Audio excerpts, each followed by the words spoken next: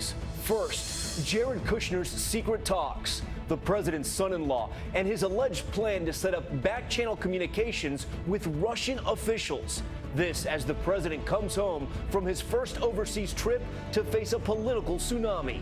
Terminal chaos, the major airline suspending all flights around the world. Tens of thousands of travelers going nowhere. What's behind the massive shutdown? Hate crime killing?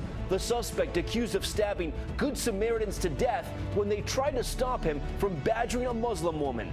Hunted, a great white shark knocking a kayaker into the open ocean, and the surprise rescue no one saw coming. Plus, Midnight Rider, the sudden death of a rock icon. Tonight, we look back at the life and music of Greg Allman. From ABC News, this is ABC World News Tonight. And good evening. Thanks for joining us on this Saturday. I'm Tom Yamas, and we begin with the latest political bombshell awaiting President Trump when his plane touches down in Washington later tonight. New questions about son-in-law Jared Kushner and Kushner's alleged plan to set up back-channel communications with the Russian government. This latest controversy looming as the president and first lady wrapped up their 9-day international trip, walking there hand in hand across the tarmac in Sicily to Air Force One.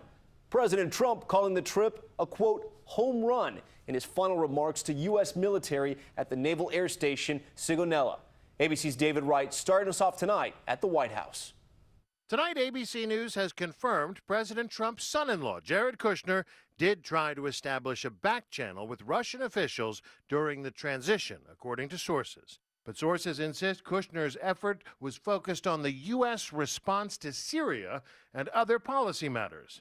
An initial meeting took place in December at Trump Tower, according to sources. Kushner sat down with retired Lieutenant General Mike Flynn and Russian Ambassador Sergei Kislyak. These new details may help to explain why Kushner has come under scrutiny by FBI investigators who are looking into Russian meddling in the election and possible collusion by Trump associates. Today, the president's national security advisor pushed back on any suggestion that Kushner's dialogue with the Russians was anything out of the ordinary. No, I mean we have back-channel communications with a number of countries. So generally speaking, about back-channel communications, what that allows you to do is to communicate in a discreet manner. But that's not how the former CIA director sees it. This is off the map, Michael. I know of no other experience like this in our history, certainly within my life experience. Mike Flynn, who attended that initial meeting, was ultimately fired as national security advisor for his subsequent interactions with that same Russian ambassador and his lying to White House officials about it. I asked for his resignation. He respectfully gave it. That was after the FBI exposed Flynn lied to the vice president about what he and the Russian ambassador discussed. It's important to note that during his initial meetings with the Russians, Kushner was a private citizen with no official role in government and no security clearance. He was a trusted advisor to his father-in-law. Stand up, Jared. Say hello to the crowd. Come on, Jared. Jared is a very, very successful real estate man in New York. I'm proud of Jared. But about the time Kushner was meeting with Kislyak, Trump was still mulling over what role to give him in the administration. I'd love to have Jared helping us on deals with other nations and see if we can do peace in the Middle East and other things. He's very talented. He's a very talented guy. The president always quick to praise his son-in-law. David Wright joins us live now from the White House. And David, tonight some other Trump family members are in the news for meeting with GOP leaders to discuss strategy? That's right. Sources tell us that the president's eldest two sons, Don Jr. and Eric, held a 2-hour strategy session here in Washington on Thursday at the Republican National Committee headquarters. Those sons, of course, are running the family business, but they were here to discuss broad political strategy going forward. Tom? All the Trump stain in politics there. All right, David, thanks so much. The president on his way home at this hour, seen here with fellow world leaders at the G7 summit on the last leg of that trip. President Trump at turns statesman and disruptor through a kaleidoscope of countries. ABC's senior White House correspondent Cecilia Vega has been traveling with the president every step of the way. The president visiting U.S. service members at a naval air station in Sicily for his final stop after 5 countries and 9 days. I've got to get the lipstick off, is it off? The president was in a celebratory mood, despite that political crisis back home. And I'm trying to figure out who's in that helicopter that's coming in. It may be Justin from Canada.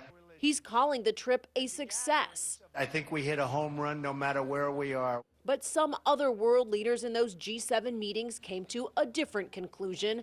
The U.S. was the lone holdout in a united front on climate change, not signing on to a declaration of strong commitment to the 2015 Paris Climate Agreement, even after several days of behind-the-scenes lobbying and a personal appeal from the Pope.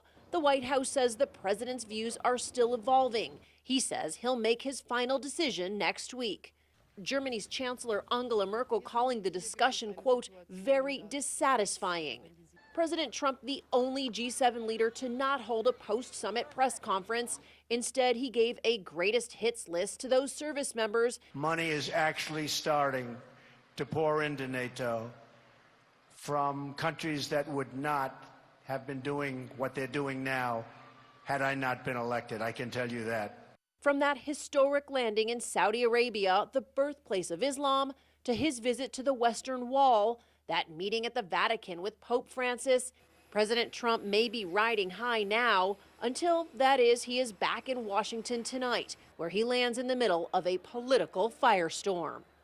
And all of these allegations about Russia have the White House considering a change in strategy. They are now looking at creating a rapid response team to push back. And Tom, they may be holding fewer press briefings.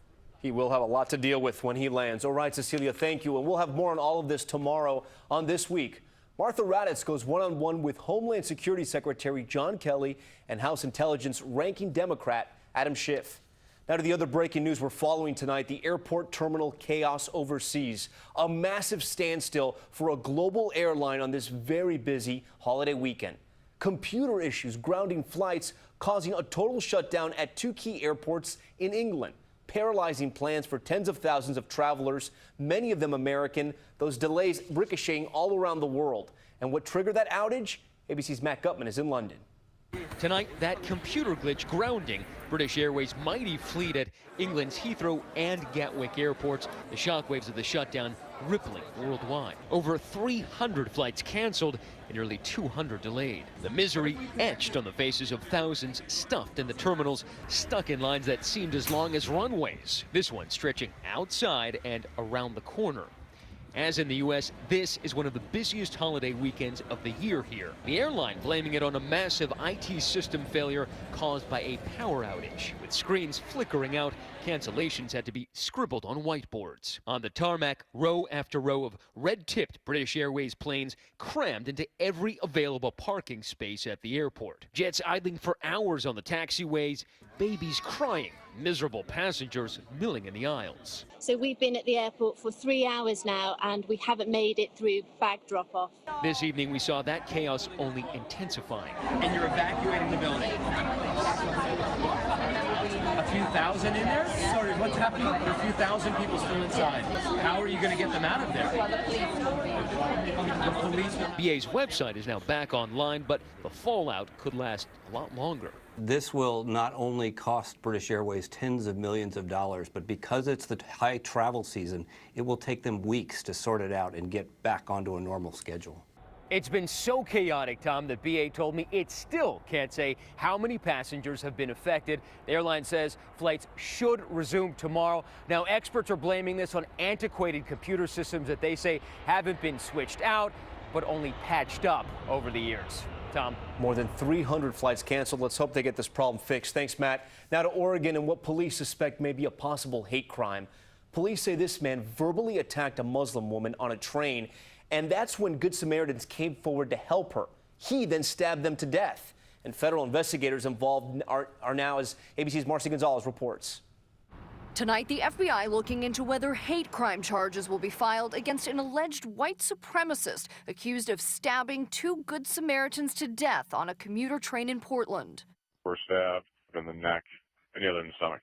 Witnesses say it started around 4:30 Friday afternoon when two young women, one of them wearing a hijab, boarded the train. And Jeremy Christian immediately went on a hate-filled tirade. Get out to the country, that he doesn't like Muslims because they're criminals. Witnesses say at least two men stepped in trying to calm Christian down, explaining the suspect then pulled out a knife and attacked them.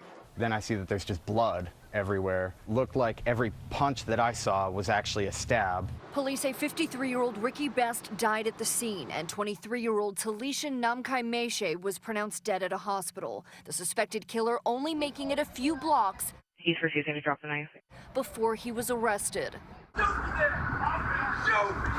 The 35-year-old has a criminal record, and a man identifying himself as Jeremy Christian. I'm the dude that promoted shooting anyone that tries to disarm you. Is shown here at a freedom of speech rally last month, giving a Nazi salute and yelling racist expletives. Tonight, the men he's now charged with murdering are being called heroes. And a third victim was also stabbed in this attack. We're told his injuries are not life-threatening. And tonight, Christian is being held without bail and is expected in court on Tuesday. Tom? All right, Marcy Gonzalez for us tonight. Marcy, thank you. Police in England tonight releasing the first images of the Manchester concert bomber from the night of the attack. The pictures from a surveillance camera showing what Salman Abedi looked like shortly before he killed 22 people at an Ariana Grande concert. Police hoping this can lead to more information about him. And two new arrests tonight in the bombing. There are now 11 people in custody in connections with that blast. Turning now to the severe weather threat here at home. Millions of Americans from Texas to Virginia in the danger zone this holiday weekend. Take a look at this hail in Kansas and this time-lapse video of a supercell in Colorado. ABC senior meteorologist Rob Marciano joining us tonight from the Indy 500 of all places. Rob, that racetrack could be in for some rough weather ahead, right? Certainly monitoring the potential for storms. Luckily today they've stayed mostly to our south across the Ohio River and the Mississippi River. Check out all these watches. The Boot Hill of Missouri under a PDS watch for strong winds, could approach 80 or more miles an hour. That'll do some damage, and they stretch all the way to the mid-Atlantic and back towards Colorado. So an active night ahead as these storms cluster and dive down to the south and east. There you see at 6 a.m. tomorrow morning. Tomorrow should be less of a day for severe weather, but certainly more widespread shower and thunderstorm activity. The most active severe weather should be just south of Vinny, and they certainly hope it stays that way. Tom? Rob Marciano for us tonight. Rob, thanks so much. We now turn to some sad news from the world of music. The sudden death of a rock icon, Greg Allman, passing away today at the age of 69. Here's ABC's Ron Claiborne with a look back at his life and his music. Greg Allman and older brother Dwayne were the driving force behind one of the greatest Southern rock and roll bands ever, combining rock, blues, and jazz in a distinctive, hard-driving, high-energy sound. Inseparable as children growing up in Tennessee, Dwayne was the charismatic lead guitarist of the original band, formed in 1969. Greg played keyboards and was the group's gravelly-voiced, soulful lead singer, as he talked about in the documentary Southern Rock. I started playing, and it just knocked me out. And I just had some lyrics, and I did my best to sing it my best. The band would turn out hit after hit, including Midnight Rider. After Dwayne died in a motorcycle crash in 1971, Greg kept the band together. In 1975, Greg Allman married Cher. It was a turbulent union as Greg descended into heavier and heavier drug and alcohol use, as he told Dan Rather. I went to 14 rehabs. 14 rehabs? But I didn't go to 15. The couple divorced in 1978. Through ups and downs, Greg Allman kept going, performing and churning out solo and Allman Brothers albums, performing live. But this past March, he suddenly stopped touring because of health issues. Tonight, the tributes pouring in. Ringo Starr tweeting, "Rest in peace, Greg Allman. Peace and love to all the family." And Brad Paisley, "What a legacy Greg Allman leaves behind. Jam on in the great hereafter." Greg Allman died at his home in Savannah, Georgia today. He was 69 years old. We thank Rob for that report, and there's still much more ahead on World News Tonight this Saturday. With Memorial Day parades approaching, an accident at a parade. What happened when a little boy got too close to a parade float? We'll have an update on his condition. Plus, a school bus catches fire, special needs students inside. Why they owe their lives to the hero driver. And caught on camera, a shark attacks a kayaker in open waters, how he was able to escape. This is ABC World News Tonight, brought to you by Ancestry DNA. I didn't know where I was from ethnically, so we sent that sample off to Ancestry. My Ancestry DNA results are that I'm 26% Nigerian. I'm just trying to learn as much as I can about my culture. I put the gele on my head and I looked into the mirror and I was trying not to cry because it's a hat, but it's like the most important hat I've ever owned.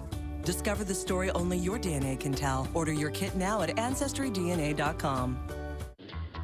When it comes to heartburn, trust the brand doctors trust. Nexium 24 Hour.